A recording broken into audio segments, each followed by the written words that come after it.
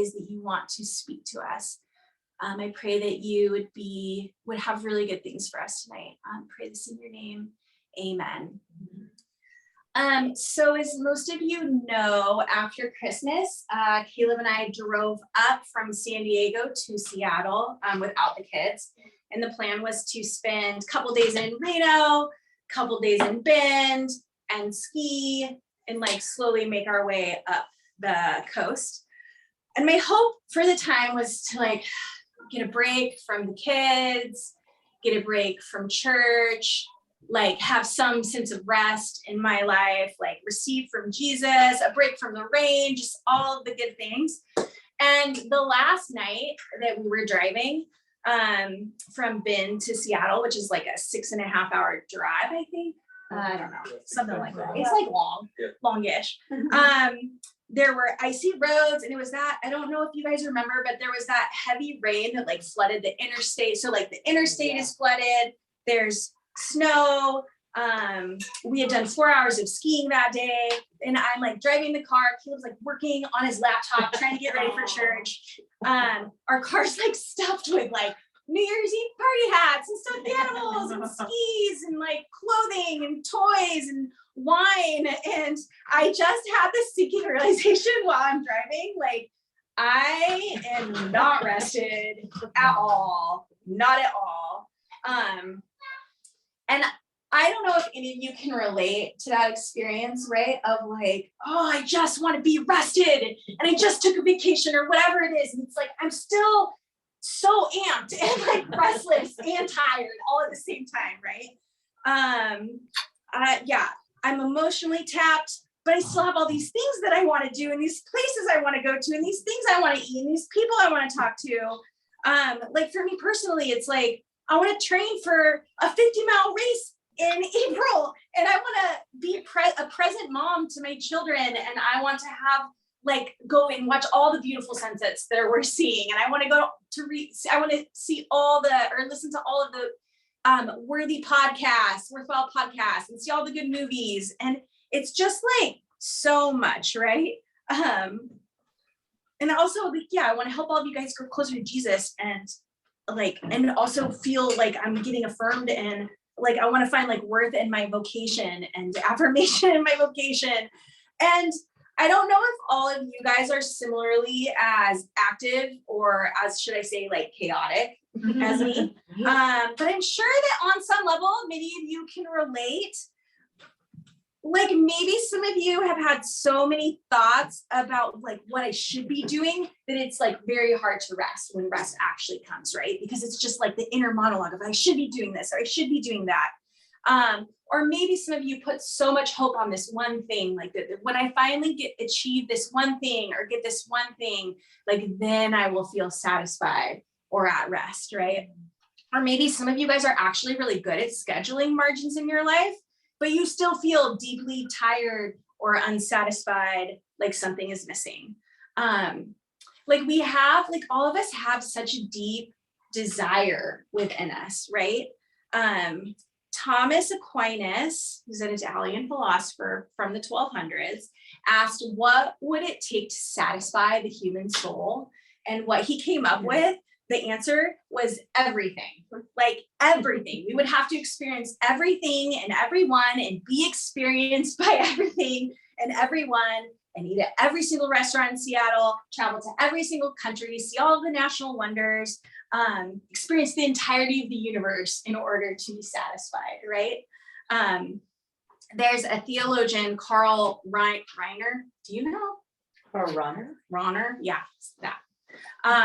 He had a quote that captured, I think, the feeling that this brings up well, where he said, in the torment of the insufficiency of everything attainable, so in the torment of the insufficiency of everything attainable, we learn that ultimately in this world, there is no finished symphony, which is like very depressing, but it's this feeling of like, we're almost near the end of the song and we're waiting for that like final resolution. And there's this like big buildup and we're almost there. And then it's like cut off. And we don't get to hear the end. And it's just this feeling of like being dissatisfied, right?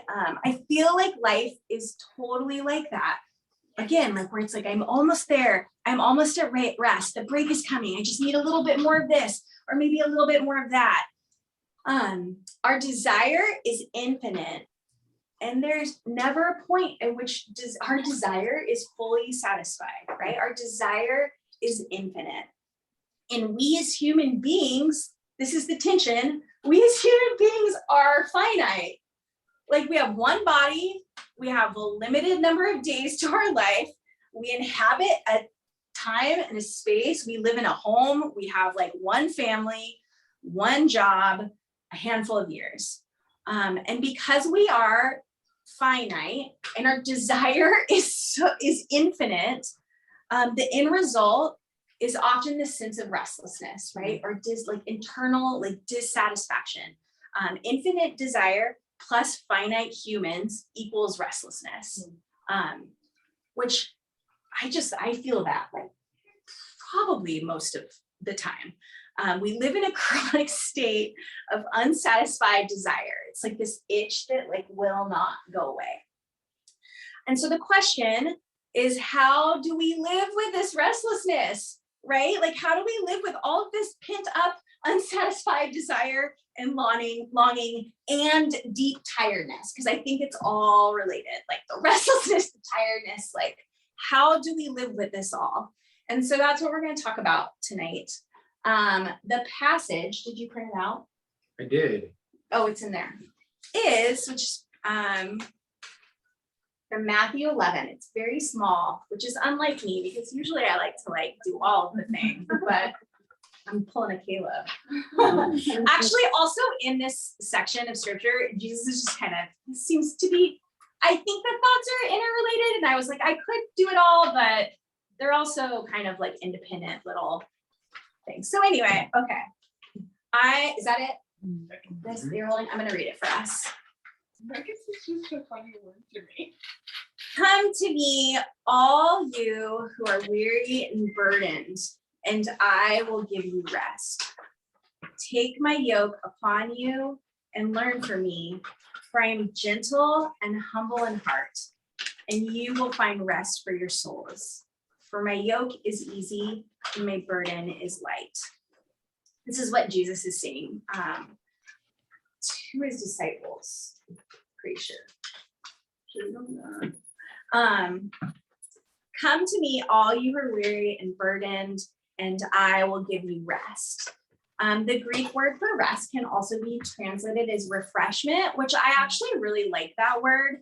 I have this plant, which is looking very sad and over there. But if it does, and this is what happened, if it doesn't get enough water, it needs so much water. It very quickly shrivels up and droops. But after I water it, I didn't get that. Oh, come on. After I water it, which I think I just waited too long. So this is not a good example, but normally when I watered it, it would like come back to life right away. And like the leaves would like plump up and spread out. And I feel like this is what that's the picture that comes to mind here, is Jesus saying like, I will rejuvenate you and give you space and capacity and like give you life. So why as Christians do we believe this? Why do we think that this statement is true? This Jesus saying, I will give you rest. Why?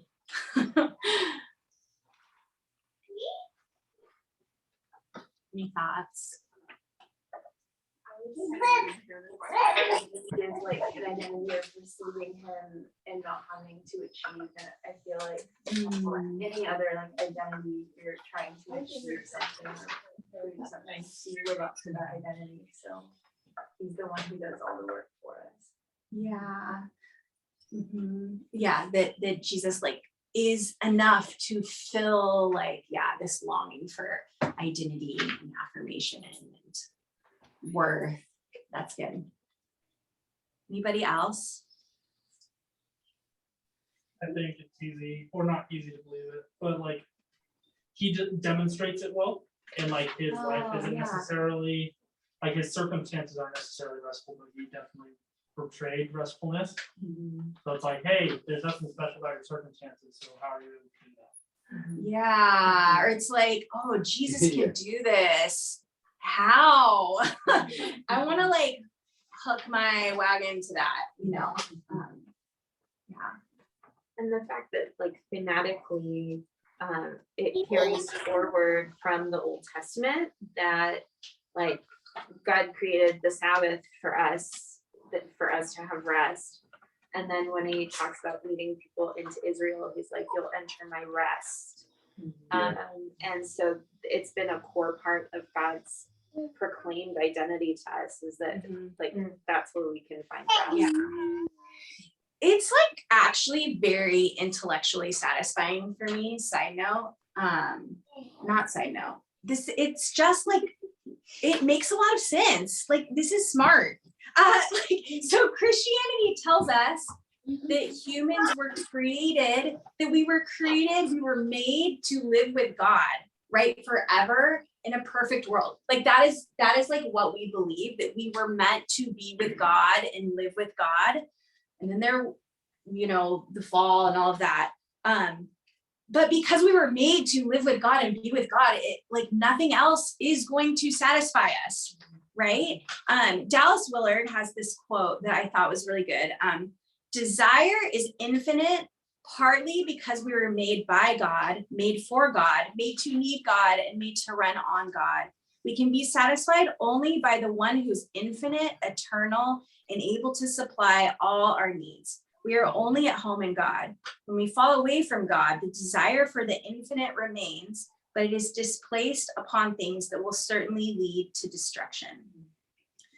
So it's like, of course we have this infinite desire, right? We were made to commune with like God for all of eternity. Like, of course our desire is infinite. And so the infinite God is the only thing that can actually meet our needs and longings. And Willard thinks that when we place an infinite burden on a finite thing, it will lead to destruction, right? This is Caleb's thought. Put an infinite burden on a finite Tinder date, and you might end up going on a lot of Tinder dates, right? And eventually like stomp your phone into pieces. It's interesting that Jesus uses the image of yoke in this passage, of taking his yoke on, because I feel like if it's not Jesus, then we really are yoking ourselves to something else. Like there's always something that we are going to hang our desires on. Yeah. And John Mark Comer, in a sermon a while back, he had this really good quote. He said, the default setting of the human condition isn't atheism, it's idolatry. It's to aim our desire not at God, but at whatever our desire of choice is. I thought that was like really good. Like, it's idolatry. Like, we're hanging our desire on something else, and then we start like worshiping it, right? That becomes the heavy yoke. And it's just this like heavy plank of wood. Here, I should have gotten this. I have an image. Caleb doesn't like this image, but shoot, I'm not gonna be able to find it. I'll wait till there's a question. Hold on, so I can look it up. But it's this heavy like piece of wood that's like on our shoulders, like pushing us down, right? And in the short term, maybe it's okay, but after a while, it's very debilitating. And as I was reflecting, this sermon is, I'm being selfish here. Like, I needed to like mull on this for a long time, and I feel like this passage has been coming up for me. But I think running had become this, or is I'm in a relationship with running that is borderline like hanging my desire on it, right? Like becoming idolatry. Like initially it was this space to get away from the kids and reflect and pray and get this restlessness out. And then I was getting pumped on my progress, and I won like a 50K race. And it started fulfilling this desire to be like successful at something, right? To be good at something, to find my worth in this thing. And Caleb was like, yeah, it was nice. It felt like you were like happy and empowered for like 1 week. 1 week, that's all I had, right? It was like 1 week of like, I'm feeling good. Like life's good. 1 week. It's so annoying. Because then also like in part, I found out that an old acquaintance is also killing it, winning all of these like similar kinds of races, and she's doing it faster than me. She's got like a running coach, and she's younger, and so she has like more years before her body burns out. And so all of a sudden, I didn't feel as awesome, right? Like I started feeling pressure to increase my pace and to train harder. And I felt depressed that I wasn't running as fast, and then my IT band was bothering me, which is like right here. Started giving problems. And so this initial joy was so short-lived, right? Running was becoming this idol, was dictating my self-worth and value. And it was like this yoke that just started like pushing on my shoulders. Misplaced desire always becomes like this yoke that we bear. Does anybody else have like an example that comes to mind off the top of your head? Like I have had that kind of relationship with writing, Yeah. where I am like, oh, once I make a good book, then I can rest, you know. And I still haven't published anything, but when I finally finished my first book, I was like super stoked for like 3 days. And then I was like, wow, I need to write another book. Or like, Yeah. I need to edit this book. And it's like I'm back where I started. Or I kind of think of like Dave Chappelle, who became really popular. What was that show? The Chappelle The Show. Chappelle. That. Good stuff.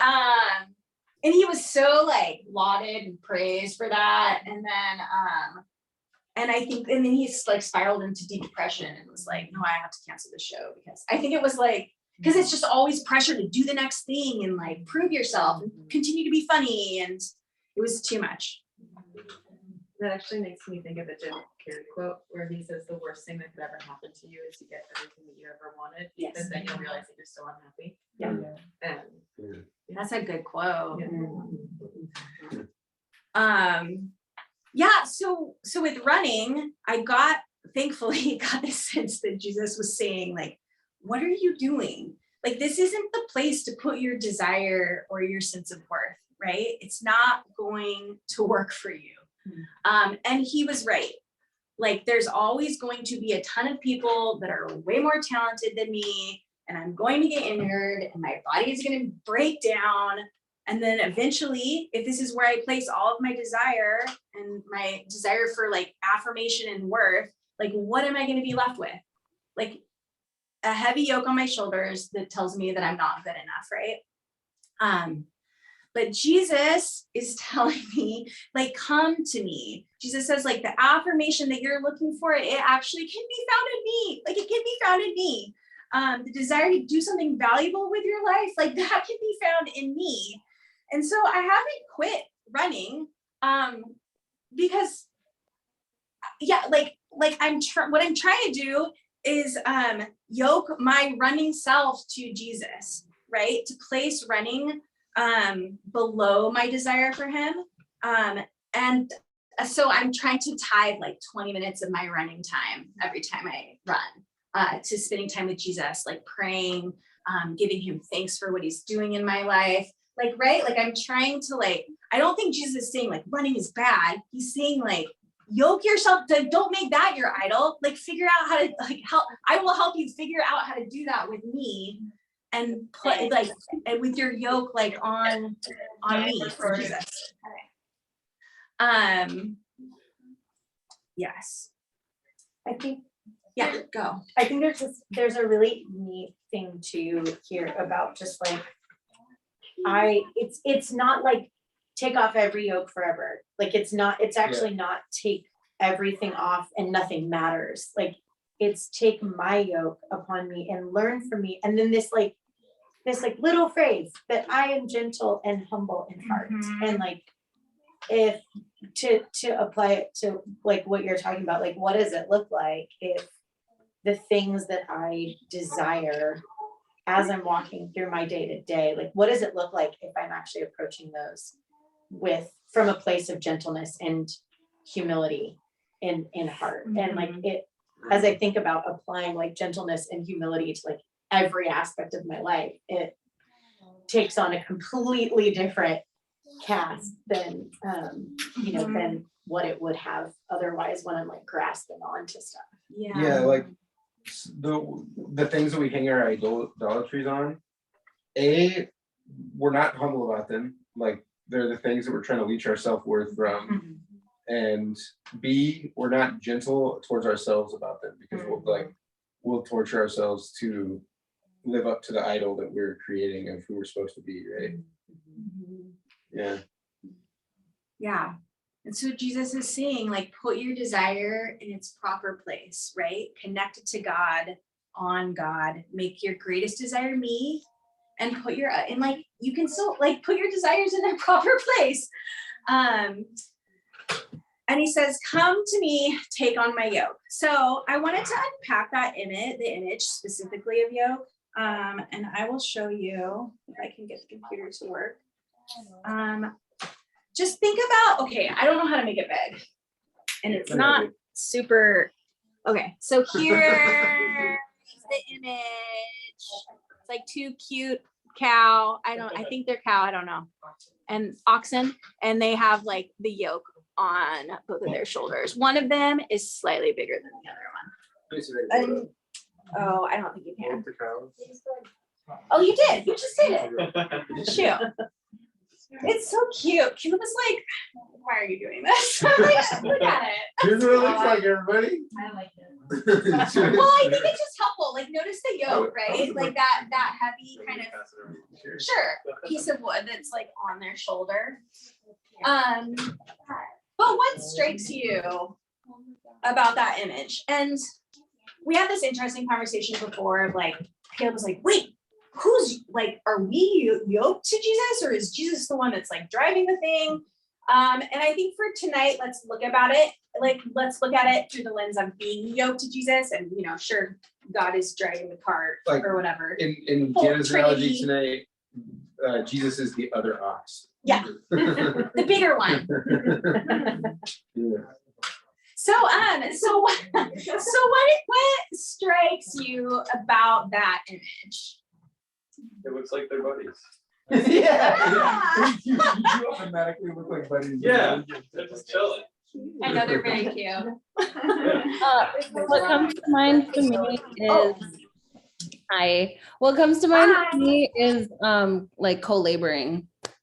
Yes, I know. I really like that. Like that we're not doing life on our own. Like we're not by ourselves. Like we don't have to figure out the direction that we have to go, or we don't have to do all the important decisions on our own. Like we are yoked. We have a buddy. Like we're yoked to Jesus, which is very comforting for me.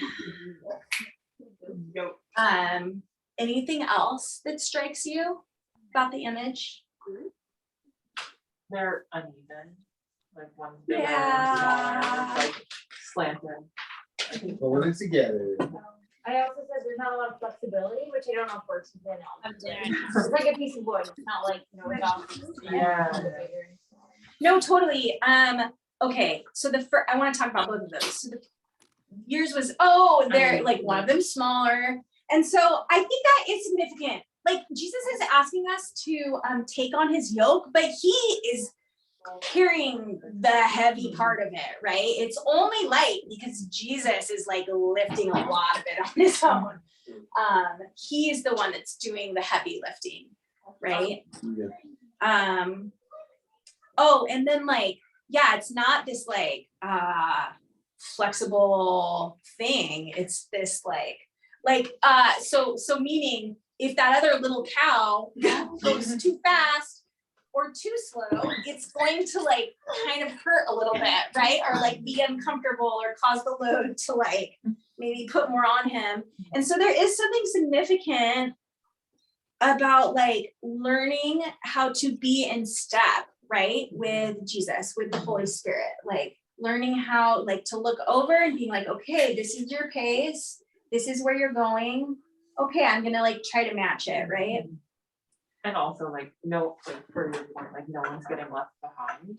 Yes. To Yeah, like it's not like, oh, sorry, you're out of it. No, like, I really like that. I think that is significant. Like Jesus is not saying, well, I'm out of here, right? He's still, I am yoked to you. Like Jesus is saying, like, no, like take my yoke on, meaning like you will be with me if you do this.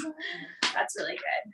And also, like, a very common spiritual theme for me is that, like,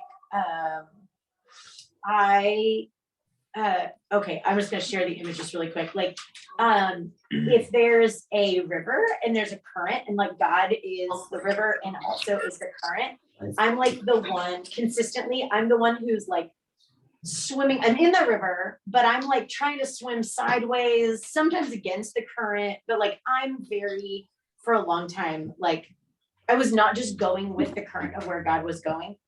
So I have to, so that's the pre-image, but with this, like the thing that there has been, the thing I see with the yoke image is like, even if I'm like the queen of distraction or like trying to go somewhere else, like it's actually more efficient. You actually like get a remarkably more Work done. accomplished. Yeah. If you're just like, oh, cool, is this what we're doing today? Okay, then I guess I'll do this today. Rather than like, but how about I go over and look at this thing over here first, which is what I tend to do in my own life.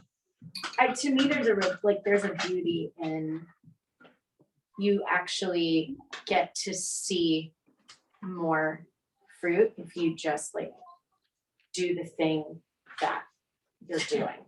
Yeah. Or like you're going to plow. God's like, hey, this is what I'm doing. You can try if you really want to like do something else, but like this is what I'm doing. So if you join me, you're gonna actually get to see more from it. And Yeah, I like that. Any other thoughts? How he is They're all really good. yoke or something about the yoke, trying to find rest. Kind of vague, but Find words about- it's like, So you're all God, when we get join God's project, it's like way bigger than our project. You have big, deep desires that are Oh, for eternity, but that we're finite and there's tension there. And then we're tired. Yeah, I don't know how to make the connection. hey Dom, are you talking to us or are you thinking you're muted? Oh. I just sat down, so I was trying to do a recap with the people at the table. Here's in case you were in the room and confused, there's a summary of what's going on here. Wait, okay, what were you saying? Oh, just like, sorry, just like it's a bigger project that he's a part of than he's stronger and he's leading the way, but also like because of that, like the work that gets done is just so much bigger than what we did on our own. You know what I'm saying? Like we're part of the global redemption story. We're a smaller part of it, but we're part of a much bigger story. Right? Which is like for those of us that really want to have a sense of purpose and meaning in life, like that's met in Jesus, right? Like we get to plow beautiful fields and be part of a redemption story. So yeah, like we've got to like yoke ourselves to Jesus, to adopt his lifestyle, right? To ask ourselves like, are our habits like Jesus's habits? Is our pace like Jesus's pace? Jesus is doing the heavy lifting, but are we trying to like stay with him, right? And he says, take my yoke, and I think it was Amy that mentioned this. Take my yoke upon you and learn from me, for I am gentle and humble in heart. Oh, it's Amy?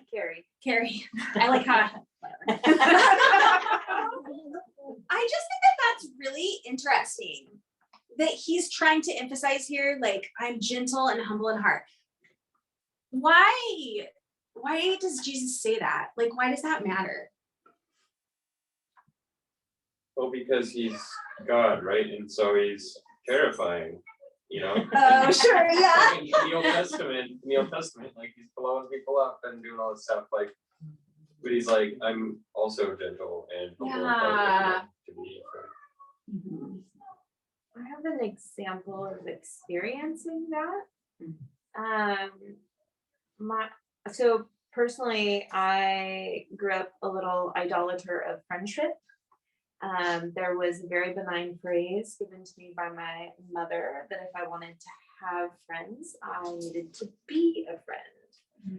So I made the business of being a good friend the mission of my life.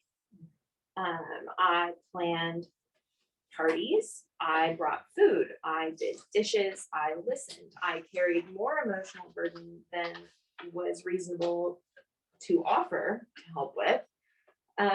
And still found myself being treated without dignity, and still finding I did not have a friend.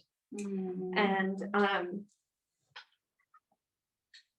sorry, wow. And so, you know, we're not very gentle with each other because we're always just responding out of our own hurts. But like that made God really angry. Like he and what I felt him saying to me was just like, you deserve to be treated with dignity, not because you've done all of this stuff and you've earned to be treated in a certain way, but because I made you and you bear my image. And so it doesn't actually require any work to receive that emotional validation from the Spirit of our living God. And so that's it's really good. Yeah, like this isn't an invitation to become a cog in a machine, right? Or to become a workhorse for Jesus, or to become the perfect person so that we can like bear the yoke with Jesus, right? It's not this tone of come do this or else, come be this thing or else.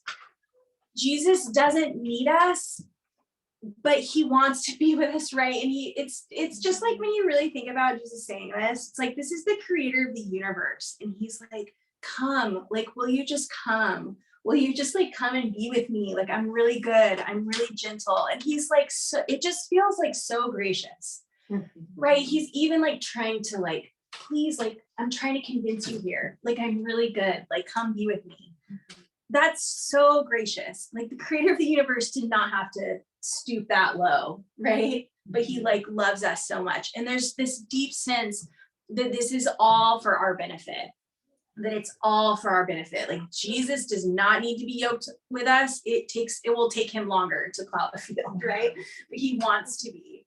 And he's like, I know that you're weary and I know that you're burdened by life, but let me heal you. Like, let me take care of you. Let me guide you. Let me mature you. Like, let me show you the way to the rest that your soul actually like really needs and wants, right? And then he finishes by saying, for my yoke is easy and my burden is light. And that part's just like so interesting to me, because sometimes I'm like, really, Jesus? Like, doesn't he know that he's gonna die on the cross? Doesn't he know that like 11 out of the 12 disciples are gonna get martyred? Like, doesn't he know how easily we are overwhelmed and overcome by work and finances and vocation and sickness and relationships and heartbreak, like all of it? Like, doesn't he know the state of the church in 2022, right? Or the state of like how many Christians are there in Seattle? Like before COVID, it was 5% of the city went to church. I'm sure it's like so much lower now. But it's kind of like, well, it's 2.5 now, because that's like what's happening. Okay. And yet Jesus is like, my yoke is easy and my burden is light. So how can Jesus say this? That's my question. Like, yeah, why? Like, why is Jesus' yoke easy and his burden light? I think for me, it's about like, I don't know, I feel like the ultimate, at least for me, like the ultimate journey with God is how willing I am to take his lead. And like, God never promises that we're going to have an easy life. He just promises that we can be at peace through trials and things.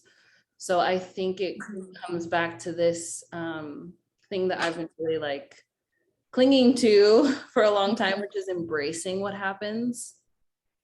Like I think of like a river and going downstream. Like if it's chaotic and bumpy and all that stuff, and you're trying to fight it, it's gonna be more chaotic. But if you go with it, flow with it. So for me, that's when he says my yoke is easy, like that to me, it's that like finding the easy way out. Like when we're resisting life, it feels harder versus like, for instance, let's say like pandemic, you lose your job and it's like super fulfilling. You have a good income, you like what you do, but you lose that job. And so then we're like, why me? Why is this? Like, we want to fight that. And I think that we have to go through that stage of wrestling with the emotions, but like ultimately the peaceful place is to flow with it. Like, okay, I'm losing this for some reason because something else is coming that God's making room for. And I trust that like there's divine intervention even in this thing that's unpleasant to me. That's good. But it does take a moment for us to like emotionally get there. And I think that's really important to experience the levels of emotion. But ultimately God promises like peace. And how many unpleasant things have happened in our lives that we now know if they didn't happen, we wouldn't have had some other kind of positive thing that we do enjoy because of those beautiful sequence of events of how life weaves. So I don't know, that's for me, that's what I think of, because when I get to the place of accepting something unpleasant, the amount of peace I have is great. And the situation right before that moment was no different. And that's God working in my life. And that's to me, this is what I get from this. Yeah, like when we're like walking in step, it's not such a fight, right? And it's trusting that, okay, like you are plowing the field. Like there's a field that is my life, and you are like doing a good thing. And so I'm just surrendering to you, Jesus. And there is peace and a lifting of the burden when we can come to that. Garrison said something earlier today that I think is pretty relevant, where he's like, anytime you are doing something that feels really hard, you know that God's not, well, Yeah. what did you say? If you ever feel like you have a really heavy burden, Yes, that's that's not from God, because he has a light burden. Yeah. That's right. And I was just thinking about like whenever I'm like hella stressed out about something, it means that I'm not being gentle to myself and I'm not being humble in my heart. And I'm not letting God carry the yoke with me. And that is like 5 times a day. Like, yeah. And like I do like that it's significant that when you put on the yoke, like you're in it and Jesus is in it with you. And so even with the like missteps or whatever, Jesus is still committed and still there. You know, like he's not expecting the perfect small ox, right? I mean, yeah. Any other thoughts about the yoke is easy and the burden is light? Like, how does Jesus get away with saying this? There's no alternative. I mean, ultimately, all of the other alternatives, as kind of we started out talking about, are incredibly destructive. Yeah. Because you might feel like you have a light yoke, but that light yoke is going to draw you to the left and off the cliff. Ultimately. Yeah. It won't satisfy and it won't harm ultimately. Which again is intellectually satisfying, or like this is true. It makes so much sense. Like it's true that like when we come to Jesus, he offers us a light yoke. Like we grow in peace, we grow in joy, we grow in freedom, we grow in love, like all of the good things, right? We can actually experience fullness in life, even though maybe we don't have a job, or maybe we're not in the career that we want to be in at the given time. Like, even though there's some like limits, we still have access to all of this stuff that Jesus offers us. I think in tandem with what Yeah. Josh was saying, like the yoke isn't just being carried for the sake of carrying a yoke. The yoke is like how you carry something. So it's like I'm not hauling around this piece of wood just to haul around a piece of wood. It's connected to something that I'm pulling. Yeah. So that's it's good. like the way. So the yoke demonstrates how we're supposed to carry things. So regardless, like Josh was saying, like you have to carry stuff in life. Like, are you going to choose Jesus' yoke, which makes carrying things nicer, or are you going to choose your own yoke, which is all full of splinters and that's gonna, really like, good. ruin you? And then I think the way you can get away with it is he's telling us what we need to worry about. It's like, hey, if you're not gentle and you're not easy, like you're worrying about more than I do. And I think that speaks a lot to how like the Western church has really distorted the idea of what it means to like follow Jesus, and that it really has made things more burdensome. And we are so like, as a human race, very prone to distort anything that looks true on the surface. And so Garrison's point about like at the heart of it, like if it doesn't feel easy, something's off. Or Something's wrong. like Jesus wants to make it very clear that he is humble and gentle here. And if that starts to feel wrong, then then maybe there is maybe we need to, that's maybe not right.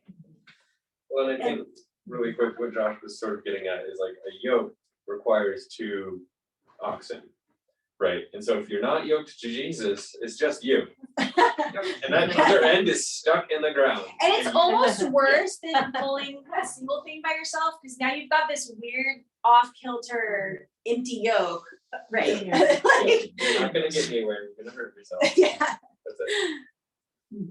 I think too that like for me, something that God has to bring me back to over and over and over again is like how just that I think that we as humans, and I myself, but I think we as humans are just so prone to like that we really want to like grab onto a thing and feel good about it, and that actually letting go of even a thing that is difficult is sometimes really hard. Like even like letting go of something that is actively difficult, actively painful, actively exhausting is actually somehow still really hard for us. And it's definitely hard for me. I think it is more widely true, but I know that it is true for me. And like, I have friends, in particular one that I live with, who often will, I don't know what I'm intending, who is like, and I'm so thankful for it, even when I hate hearing it, is like, hey, well, if I mention something that's like, oh, I'm just wrestling with this thing, and these friends will just be like, well, that sounds like something you should talk to Jesus about. I'm like, no, I don't want to do that. I'd have to give it up then and be vulnerable. But I think to me, that's the thing I come back to every time is I'm like grasping onto this dang thing so tightly. I'm like, oh, I'm struggling with this so much. It's like, okay, struggle acknowledge. Like you could actually like let go and actually bring that to God. I'm like, no, but I'm struggling with it. Like, could really? and at least for me, that's something that I hear so often that I have heard, especially in the last few years, is God just being like, you know that like you can let go of that, right? You can set that down and I can carry that. Yeah. I have something lighter. You seem to really like this heavy thing. But like, I actually have something lighter for you if you could actually let go of this. Like, "Rah," you know. Yeah. So yeah. Yeah. That image of that heavy yoke for I some think we reason like just being feels so heroes. Sorry. powerful to Yeah. me.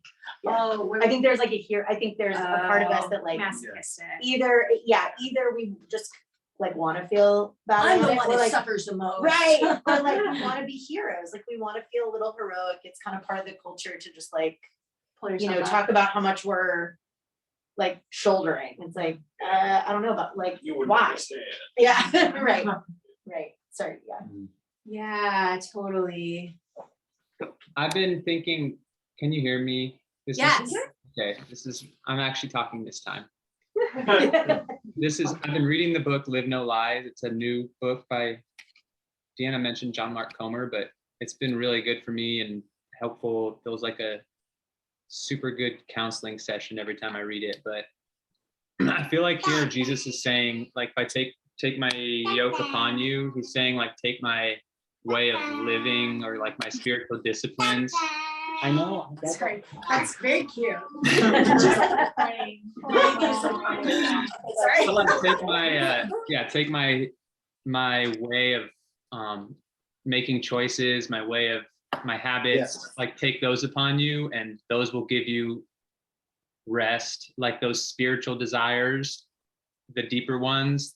Like if you follow those, that will give you a better way of being and a more peaceful life than if you follow your like strong desires of whatever the name the addictions we face are or whatever those are.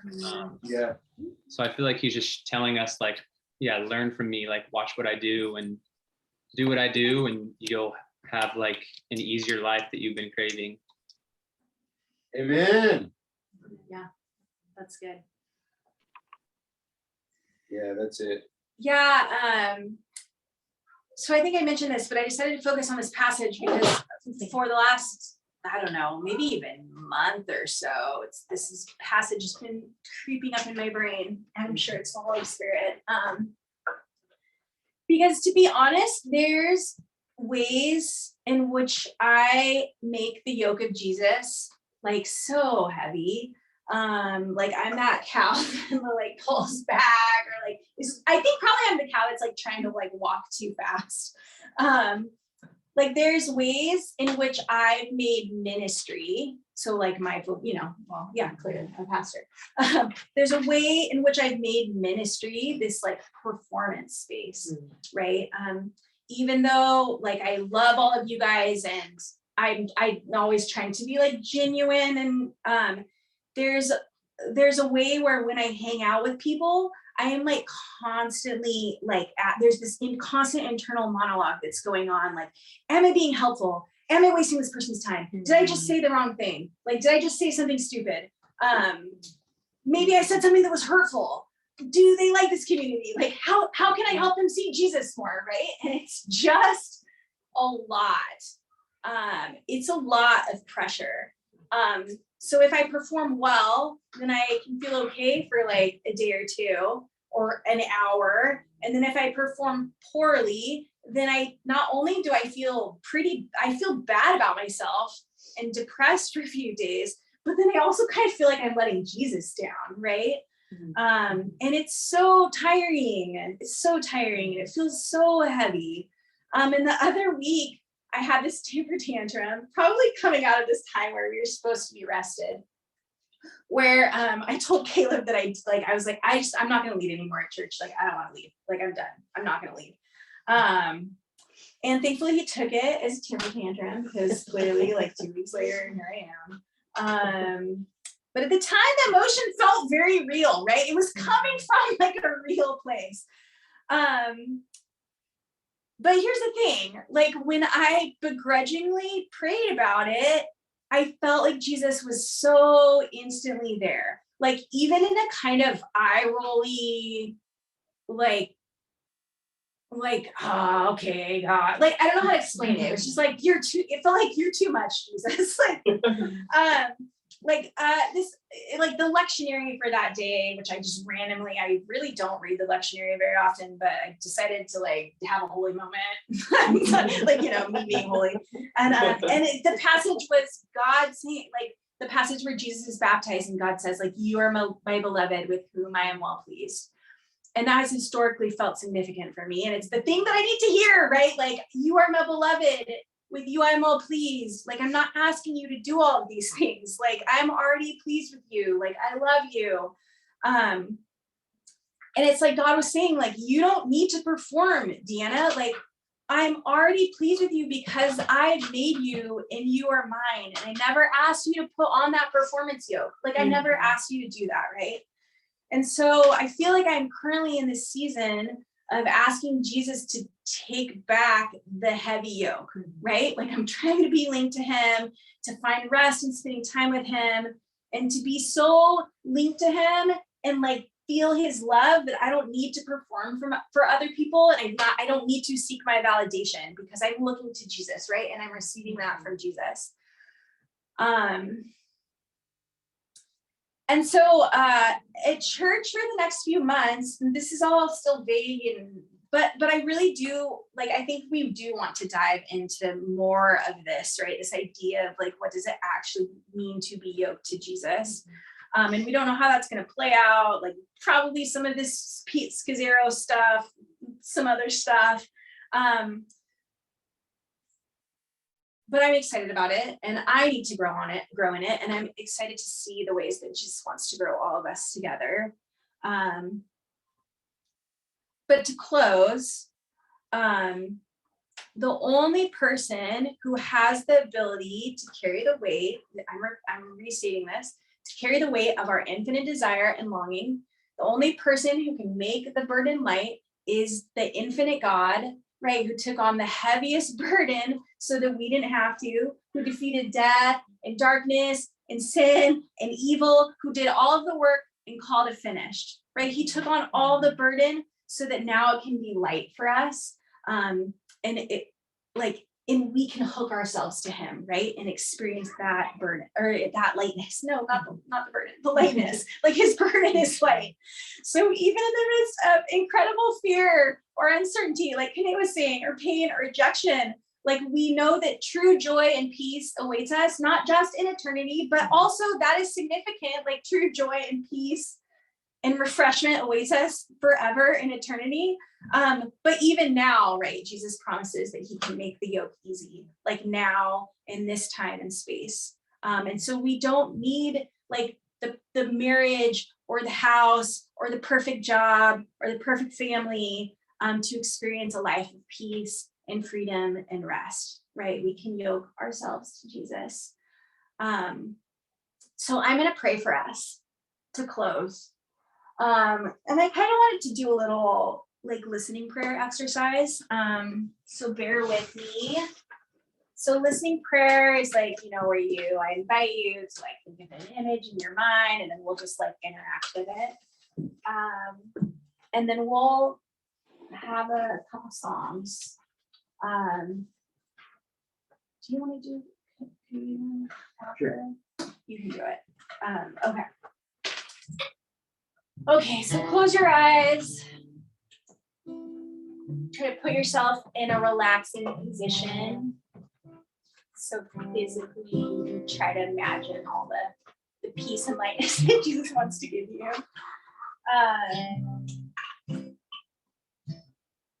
But kind of like look around, like look to your left and your right, or turn around behind you, or like what is the yoke on you?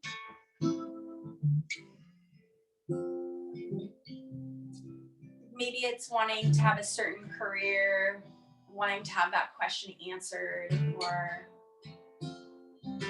maybe it's wanting to be like, find your worth and what other people think about you, or just invite Jesus to come in and kind of name that. Like, what is the thing that is like pressed down on your shoulders that you've hung your desire on, that you've yoked yourself to?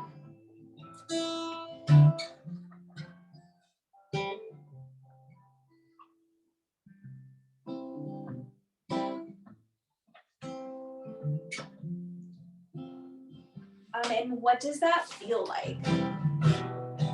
Like on your body?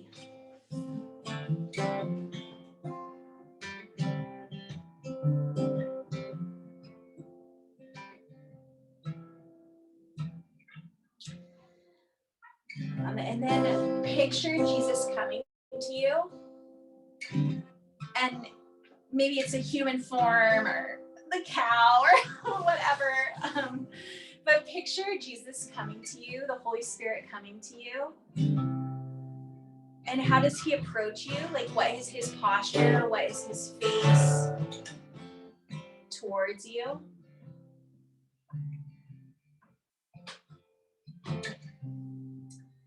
And what does he do with the yoke that's on your shoulder?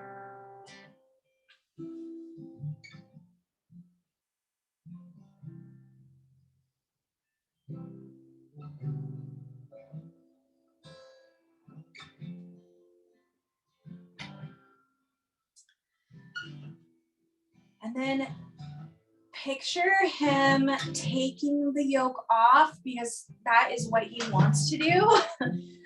And then what does he give you in return? Like, what does this new yoke that is him, that he is involved with, he's connected to it already, now he's putting it on you and you're connected to him. Like, what does that look like? What does that feel like?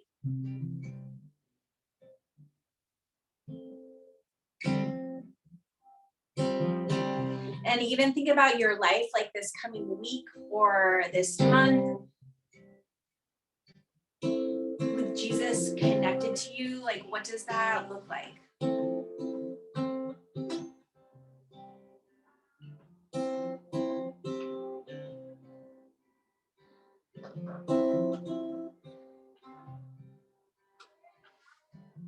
And what does Jesus' face look like? Or how does he engage with you as you walk like side to side?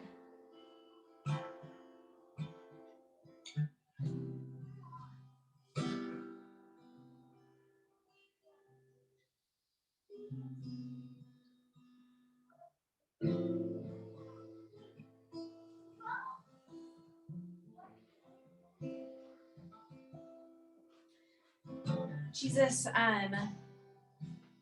we want to declare that we want a new yoke. We want your yoke. Please take the yoke that we've put on our shoulders off, and please give us yours, Jesus. Help us to trust that it's true that your yoke is easy and your burden is light. That there's a lot of beauty that comes when we walk in step with you. That we get to plow a field with you. That we get to experience your closeness. Jesus, like, yes, we want to be yoked to you. Help us to be yoked to you. Like, it is so easy for us to put on other things. And Jesus, I just pray protection over the image that maybe some of you had of like, oh, this is what life could be like. Like, it could be more full of peace and joy and ease. And I want to protect that, Jesus, and say, may it be so. Yeah, give us hope for what our lives can look like as we're in step with you. And thank you that you want to do that, and you're so good, you're so gracious, and you love us. And it's like you're just trying to woo us. Like, please come to me. Please, like, I'm so good. I'm so humble. I'm gentle. Like, I'm not going to harm you. I'm not going to yell at you. I'm not going to shame you.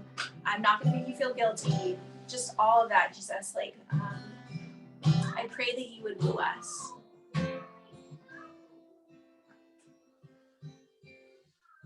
Yeah, so thank you, Jesus. And I pray that as we sing, that it would just be really honoring to you and good for our hearts.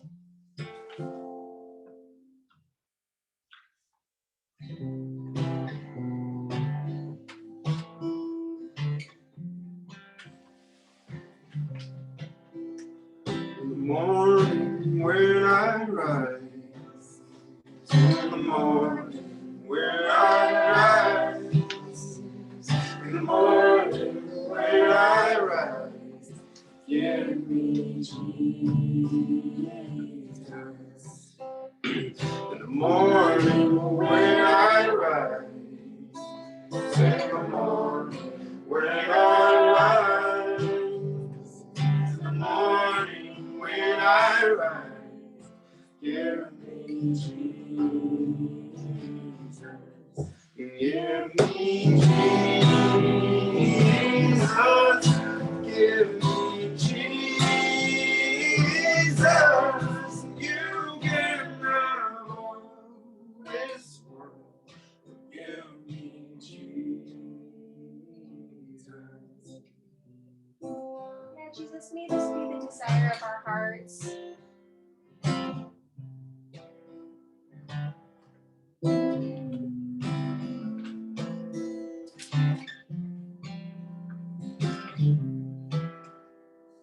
When I am alone, Lord, when I am alone, when I am alone, give me Jesus,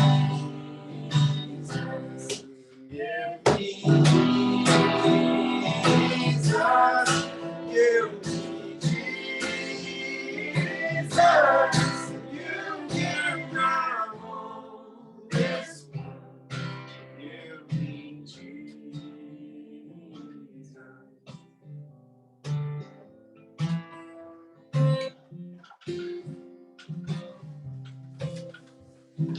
When I come to die, Lord, when I come to die, when I come to die, give me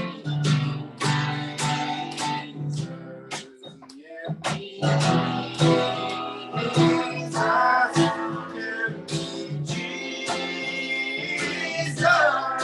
you can have all this world, give me Jesus, you can have all this world, give me Jesus, you can have all this world, give me Jesus, just give me Jesus, just give me Jesus, just give me Jesus.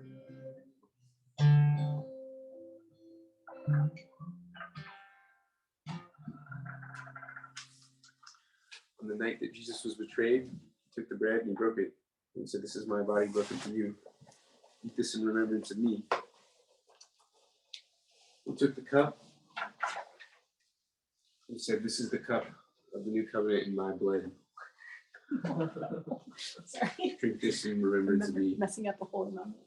Because every time you eat this bread and you drink from this cup, you proclaim my death.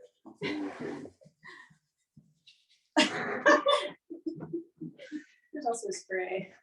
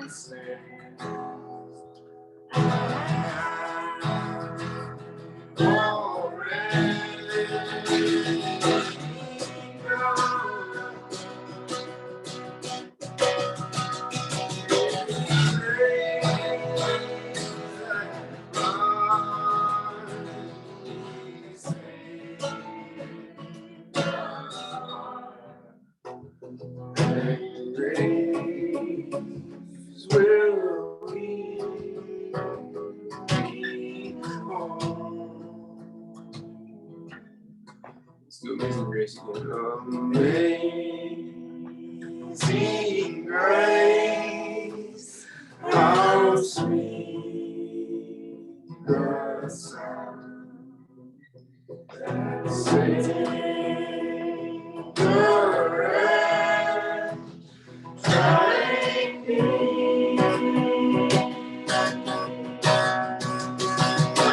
Oh,